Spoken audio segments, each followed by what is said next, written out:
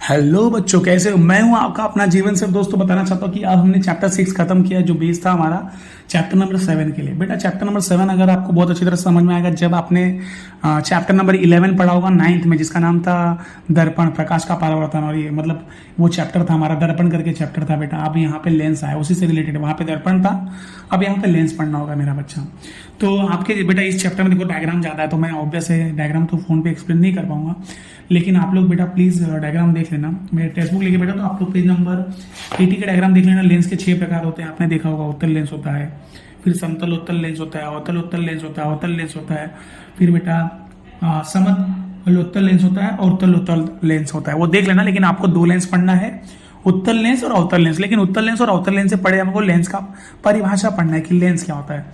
थोड़ा फास्ट जाऊंगा, नहीं तो ऑडियो बड़ा हो जाएगा। लेंस आपको पता है, लेंस बेटा क्या होता है? एक पारदर्शी माध्यम होता है। तो क्या लेंस किसे कहते हैं? तो बोलने का 2 पृष्ठों से घिरा हुआ। कितने पृष्ठों से घिरा हुआ? 2 पृष्ठों से घिरा हुआ कोई ऐसा पारदर्शी माध्यम जिसका एक पृष्ठ या दोनों पृष्ठ बेटा क्या हो? गोली हो, गोला हो, तो उसे लेंस कहते हैं।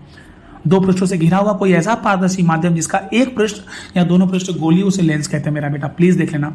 आ जाओ, इसके कुछ डेफिनेशन है जो एग्जाम में आते हैं। वक्रता केंद्र किसे कहते हैं? जिससे सी से दिखाते हैं। इसमें 2 होता है, C1 C2 होता है, तो ठीक है, वक्रता केंद्र को फिलहाल सी से दिखाते हैं। सेंटर ऑफ कर्वेचर कहते हैं।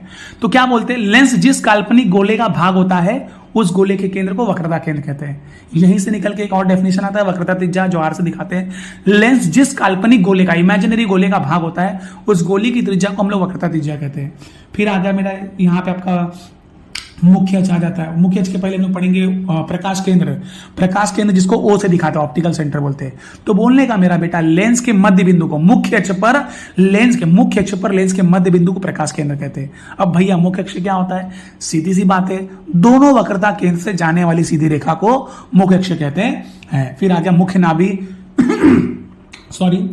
मुख्य नाभि किसे कहते हैं? सुनो बेटा, मुख्य अक्ष के समांतर गमन करने वाली प्रकाश की किरणें, यहां पे देखो आर पार जाती तो अपवर्तन होगा, ठीक है।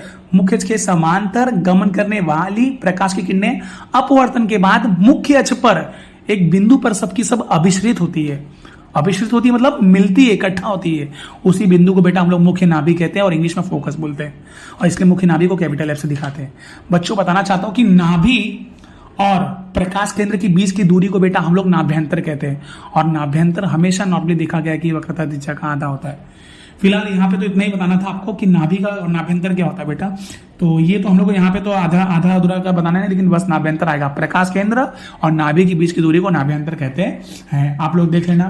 फिर 3 नियम था हम लोग को, आपको याद होगा बेटा। उत्तल लेंस द्वारा प्राप्त प्रतिबिंब के 3 नियम थे, याद है। समांतर रहेगा प्रकाश की किरण, तो कहां से आती है? नाभि से। नाभि से जाए तो क्या हो जाएगी? समांतर। और प्रकाश केंद्र से गई तो बिना किसी विचलन के डायरेक्ट आर पार चली जाती है। तो यदि आपतित किरण मुख्य अक्ष के समांतर होगा तो ना अपवर्तित किरण नाभि से गुजरेगी। यदि आपतित किरण नाभि से गुजरती है तो यदि आपतित किरण नाभि से होकर गुजरती है तो अपवर्तित किरण क्या हो जाएगी? समांतर। अगर आपतित किरण प्रकाश केंद्र से गुजरती है तो अपवर्तित किरण बिना किसी विचलन के आर पार हो जाती है बेटा। ये था। और बेटा डायग्राम बनाने वाला आपको मैंने बताया था, ट्रिक दिया था लेंस का, मुख्य से बनाने का। 3 लाइन ऊपर 3 लाइन नीचे, और जो लेंस के बीच की मोटाई होनी चाहिए 1 सेंटीमीटर होनी चाहिए, और आधे सेंटीमीटर पे सेंटर लाइन मार देना, जहां पे वो लिख दोगे। और उसी जहां से आधे से मारते हो वहां से 2-2 सेंटीमीटर के बाद नाम लिखना। बाकी का टेक्निक बेटा आप लोग से मैंने डिस्कस किया, प्लीज आप लोग अच्छे से कर देना। हाँ, इसका एमपी क्वेश्चन ही बताता हूं। लेंस की कार्तीय संकेत रूढ़ी, जिसको बोलते हैं लेंस के कार्टेशियन का नियम। कार्तीय संकेत रूढ़ी का नियम बोलते हैं, जिसको कार्टेशियन प्रोडक्ट रूल बोलते हैं। बहुत ईजी है मेरा बेटा। देखो, लेंस की कार्तीय संकेत रूढ़ी में सबसे पहला पॉइंट है बेटा कि वस्तु को सदैव लेंस के बाईं ओर रखते हैं, लेफ्ट साइड में रखते हैं, ठीक है। दूसरा, सभी दूरियां मुख्य अक्ष के समांतर और लंबवत मापी जाती हैं। तीसरा, प्रकाश केंद्र को मूल बिंदु मानते हैं। देखो, रिपीट नहीं कराऊंगा बेटा, आप लोग रिपीट करके सुन लेना, नहीं समझ में आएगा तो। प्रकाश केंद्र को मूल बिंदु मानते हैं। नेक्स्ट पॉइंट, मूल बिंदु से ऊपर की दूरियां धनात्मक होती है, मूल बिंदु से नीचे की दूरियां ऋणात्मक होती है। नेक्स्ट पॉइंट, मूल बिंदु से बाईं ओर की दूरियां ऋणात्मक होती है और मूल बिंदु से दाईं ओर की दूरियां धनात्मक होती है। अब बेटा देखो, हम लोग हाथ जोड़ते हैं तो उत्तल लेंस बनता है। हाथ जोड़ने पे लोग हमारे साथ जुड़ते कि नहीं जुड़ते हैं? तो सीधी सी बात है, उत्तल लेंस का नाभ्यंतर धनात्मक होता है।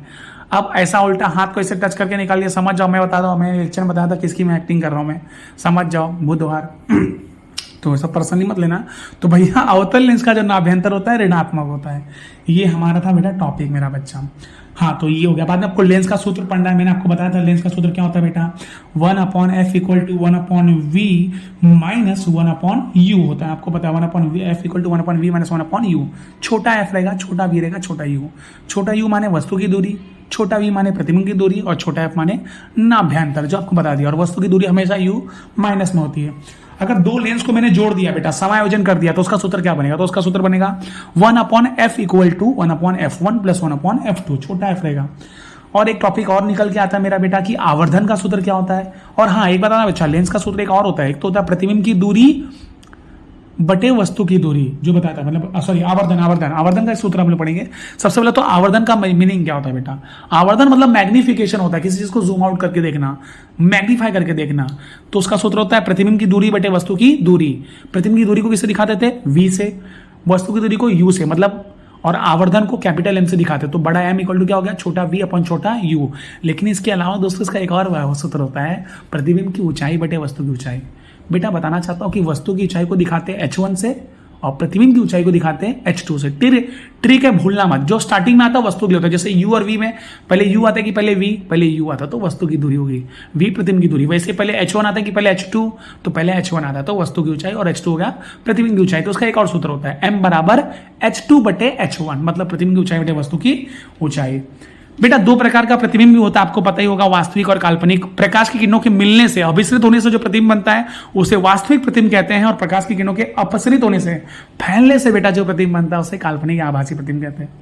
माँ की आंख नहीं पढ़े, सॉरी मानव की आंख, मानव नेत्र पढ़ेंगे, सॉरी माँ की आंख नहीं। वेरी आईएमपी क्वेश्चन बेटा, डायग्राम देख के जाना प्लीज, एग्जाम में आ सकता है। मानव नेत्र आपको पता है, मानव नेत्र क्या काम करता है। मानव नेत्र बेटा किसी भी वस्तु को देखने का काम करता है। दूसरा पॉइंट, प्रकाश की किरणें ना बेटा हमारे हाथ में एक पतली, हमारे ना आंखों की ना एक पतली झिल्ली से होकर गुजरती है बेटा, जिसे हम लोग स्वच्छ मंडल या पार पटल कहते हैं। प्रकाश की किरणें पतली झिल्ली से होकर गुजरती है, जिससे हम स्वच्छ मंडल या पार पटल कहते हैं। तीसरा पॉइंट बेटा, ये एग्जाम में क्वेश्चन आता है कि प्रकाश जिस झिल्ली से होकर गुजरता है, ये बोर्ड में आ चुका है, 2 बार आ चुका है मेरा बेटा, याद ना, मार्च 2022 में आ चुका और एक बार 2021 या 19 में आ चुका है, देख लेना अच्छे से बेटा कि प्रकाश जिस पतली झिल्ली से होकर कोई गुजरती है उसे क्या कहते हैं, तो उसे स्वच्छ मंडल या पार पटल कहते हैं बेटा। दूसरा क्वेश्चन पूछता है, अधिकतर प्रकाश की किरणों का अपवर्तन कहाँ से होता है, तो अधिकतर प्रकाश की किरणों का अपवर्तन बेटा पार पटल या स्वच्छ मंडल से होता है मेरा बेटा। अब बेटा स्वच्छ मंडल के पीछे एक संरचना होती है जिसे हम लोग कहते हैं परितारिका। अब बोलोगे सर परितारिका क्या होता है, इरिस बोलते हैं उसको। परितारिका एक बेटा गहरा पेशी डायफ्राम होता है, गहरा पेशी मांस से बना होता है, थोड़ा सा मतलब पेशी टाइप का होता है। डायफ्राम मतलब डिवाइडर होता है।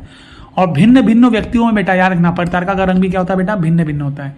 इसी परितारिका के मध्य भाग में ना भिन्न व्यास वाला एक छोटा सा छिद्र होता है बेटा। इस छिद्र को बोलते हैं पुतली। पुतली किसको नियंत्रित करता है, प्रकाश की किरणों को बेटा। आपने कभी नोटिस किया रहेगा, आप बाहर सूर्य भगवान को देख रहे हो, आंख आपकी चौनी आ जाती है, अंदर सिकुड़ लेते हो बेटा। तो तीव्र प्रकाश में क्या होता है, संकुचन, और मंद प्रकाश में क्या होता है, प्रसरण। और पुतली द्वारा निभाई जाने वाली इसी भूमिका को बेटा हम लोग कहते हैं अनुकूलन। मैं आपको पढ़ा चुका हूं बेटा। तो ये था। अब क्या होता है बेटा, जरा सुनना। अब क्या होता है सुनना बेटा, लगभग स्वच्छ मंडल के ऊपर ना एक और बेटा गोलाकार भाग होता है, लगभग बोलते ना स्वच्छ मंडल के ऊपर एक बोलते ना पारदर्शी उभार होता है, जिसको हम लोग कहते हैं नेत्र गोलक। और नेत्र गोलक का आकार कितना होता है बेटा, कैसा होता है, गोलाकार होता है। इसका व्यास लगभग बोलेगा ना तो 2.4 सेंटीमीटर के करीब होता है मेरा बेटा, याद रखना 2.4 सेंटीमीटर ही होता है। इसका व्यास लगभग 2.4 सेंटीमीटर के करीब होता है। अच्छा, अब ये तो हमारा नेत्र गोलक हो गया। नेत्र गोलक का व्यास ये भी कभी कभी एग्जाम में आता है, एक रिक्त स्थान में आपके बुक में दिया होगा, देख लेना एक बार, 2.4 सेंटीमीटर होता है।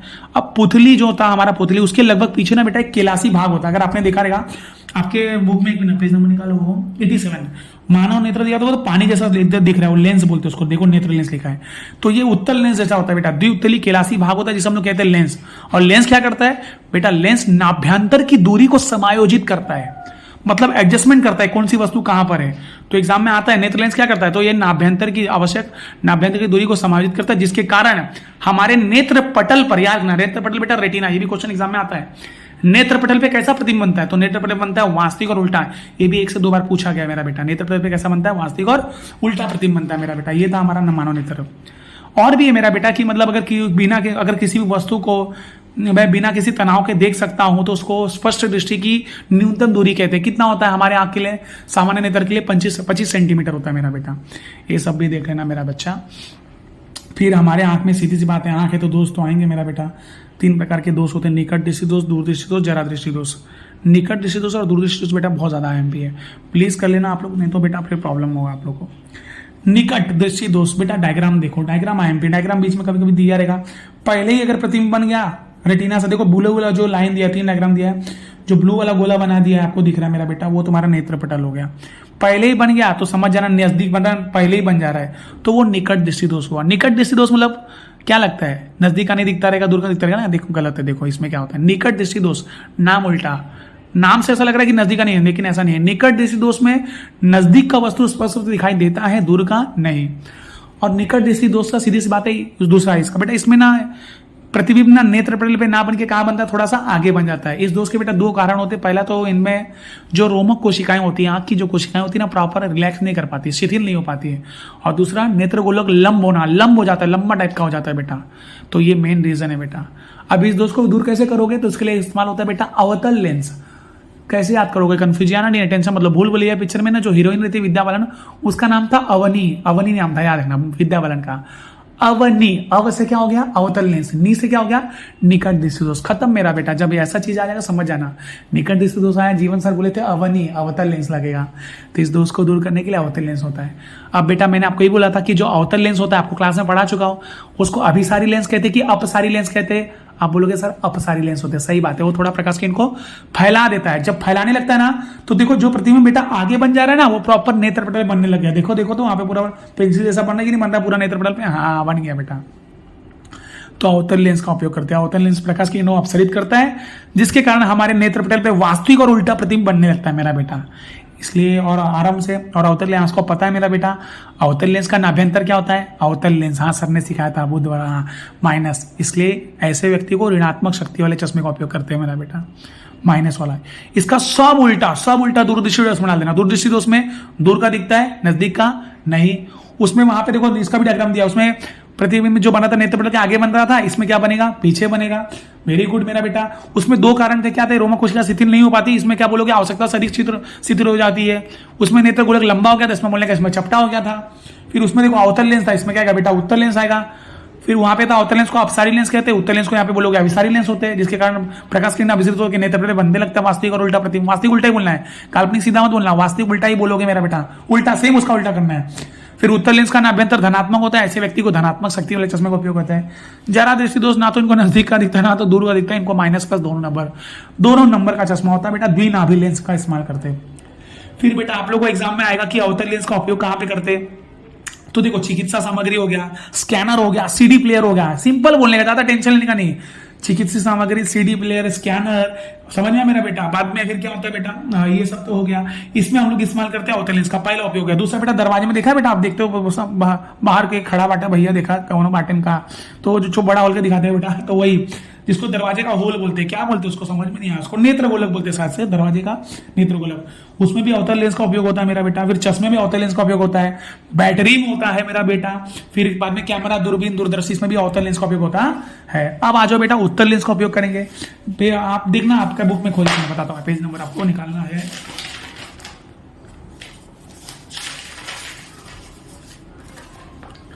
पेज नंबर निकालो 90 बेटा, 90 वेरी गुड।